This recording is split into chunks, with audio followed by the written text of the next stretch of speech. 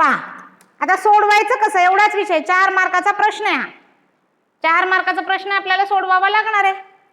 तर दिलेला अँगल आहे आपल्याला, अँगल PSR हा दिलेला आहे 110. आपण पहिल्यांदा सायक्लिक क्वाड्रिलॅटरलचा थेरम वापरून अँगल PQR काढूया. काय लिहिणार पहिल्यांदा आपण, quadrilateral PQRS is a cyclic quadrilateral. Okay, therefore angle S plus angle Q equal to 180 degree. Cyclic quadrilateral theorem. कारण इथे एक अँगल तयार होतो, आपण अँगल एस अँगल क्यू असं पण लिहू शकतो.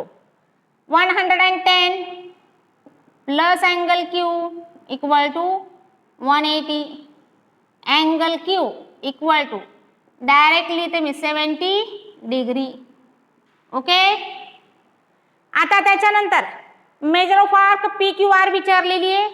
आपण इन्स्क्राइब अँगल थेरम वापरून मेजर ऑफ आर्क PQR काढूया. उलट लिहिते मी, half major of arc PQR equal to angle PSR. उलटा लिहिलाय, angle PSR equal to half major of arc PQR च्या ऐवजी मला आर्क PQR काढायचं म्हणून असं लिहिलेलं आहे. कारण लिहूया, inscribed angle theorem. Okay, inscribed angle theorem. मग major of arc PQR equal to twice into angle PSR आपल्याला माहित आहे किती येतो, 110 इक्वल टू 220 डिग्री. तुम्ही खाली लिहा, आपल्याला पुढचे प्रश्न सोडवायचे आहेत म्हणून मी इथं लिहिलेलं असं आडवं लिहिले. ओके, थर्ड आपण पाहूया, आर्क QR काढायची, त्याच्या अगोदर आपण अँगल PRQ काढून घेऊया.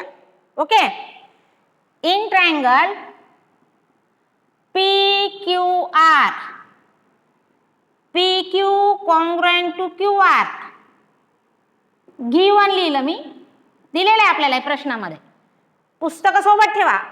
Angle QPR equal to angle QRP isosceles triangle theorem. Okay, मग आपल्याला अँगल Q माहित आहे, angle Q equal to 70 degree. Angle QPR plus angle QRP, याला आपण वाटलं तर नंबर देऊया, plus angle Q equal to 180. ह्याला आपण कुठला तरी एक अँगल आपल्याला PRQ काढायचं, तर लिहूया twice angle QRP plus 70 equal to 180 from 1 direct लिहिलं मी, इथं प्लस करत बसले नाही. 2 angle QRP equal to 110, angle QRP equal to 55 degree. हे तुम्हाला आलंच पाहिजे, हे कॅल्क्युलेशन मी सांगावे अशी अपेक्षा तुम्ही ठेवू नका. ओके, हा पण प्रश्न सुटला, हा सुटला. आता राहिला angle arc QR, angle RPQ, हा सुद्धा किती येईल, देअरफॉर अँगल RPQ सुद्धा किती येईल, 55 डिग्री फ्रॉम 1. हा अँगल 55 म्हणजे हा सुद्धा अँगल 55. आता परत इन्स्क्राइब्ड अँगल थेरम वापरूया. अँगल RPQ हा इन्स्क्राइब्ड अँगल असेल तर त्याची इंटरसेप्टेड आर्क असेल आर्क QR, आणि म्हणून अँगल हाफ उलट लिहूया, half major of arc QR equal to angle RPQ. पुढे लिहा इन्स्क्राइब्ड अँगल थेरम. आता मी लिहित बसत नाही तर इन्स्क्राइब्ड अँगल थेरम. मग major of arc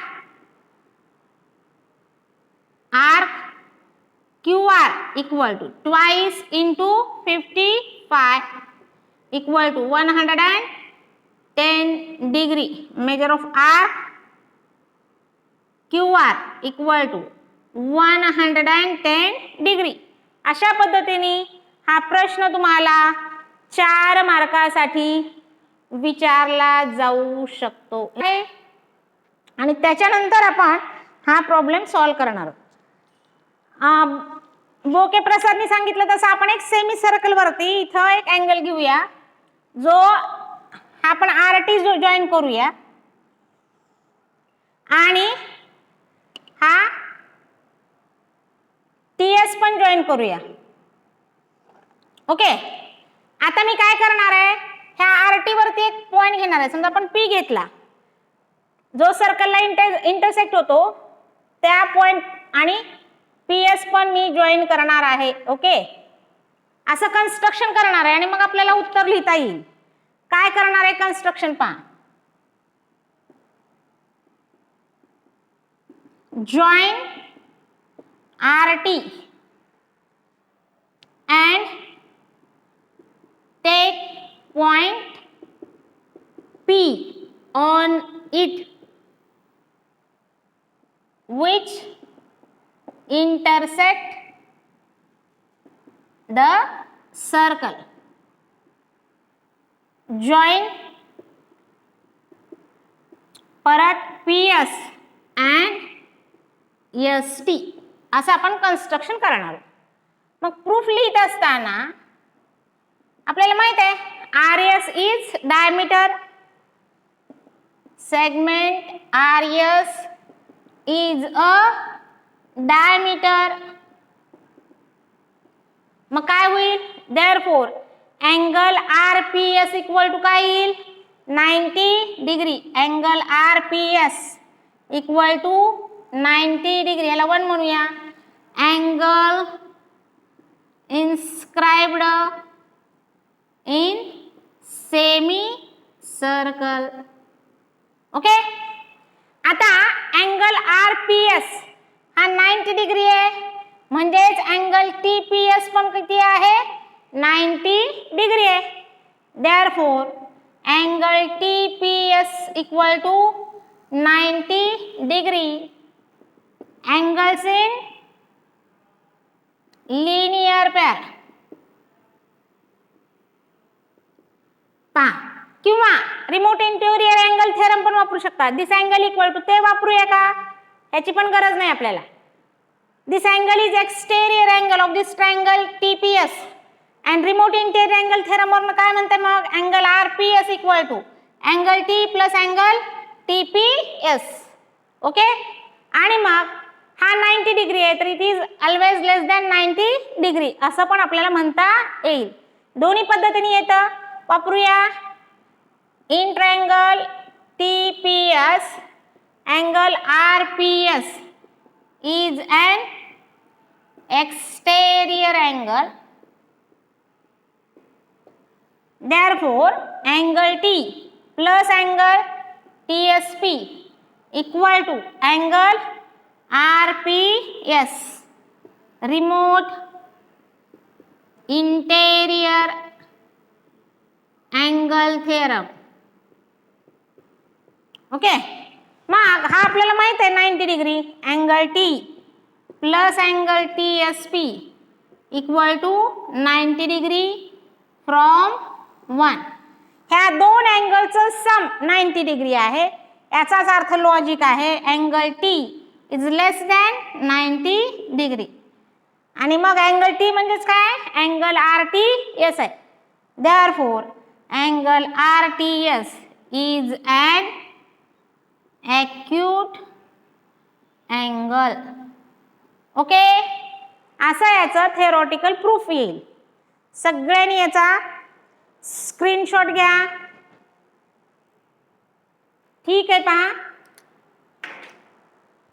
prove that any rectangle is a cyclic quadrilateral. तर आपल्याला फिगर काढणं गरजेचं आहे. मग गिवन लिहावं लागेल. गिवन काय आहे quadrilateral ABCD is a rectangle. To prove काय करावं लागेल? Quadrilateral ABCD is a cyclic quadrilateral हे आपल्याला प्रूव्ह करावं लागणार आहे. प्रूफ लिहूया. काय दिलेलं आहे आपल्याला? Quadrilateral ABCD is a rectangle दिलेला आहे. ओके. आणि मग आपल्याला माहित आहे अपोजिट अँगल्स, एवढे अँगल किती आहे? 90 degree. Angle A equal to angle B equal to angle C equal to angle D equal to 90 degree. Definition आहे आपल्याला माहित आहे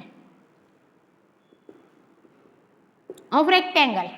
मग आपले अपोजिट अँगल्स कोणतेही घ्या. Angle A plus angle C, angle A plus angle C equal to 90 plus 90, angle A plus angle C equal to काय येईल? 180 degree. Okay.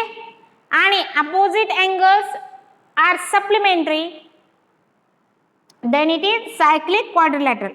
Quadrilateral ABCD is a cyclic quadrilateral. कारण काय लिहायचं आता? इथं थेरम येणार नाही, तर कॉन्व्हर्स येईल. Converse of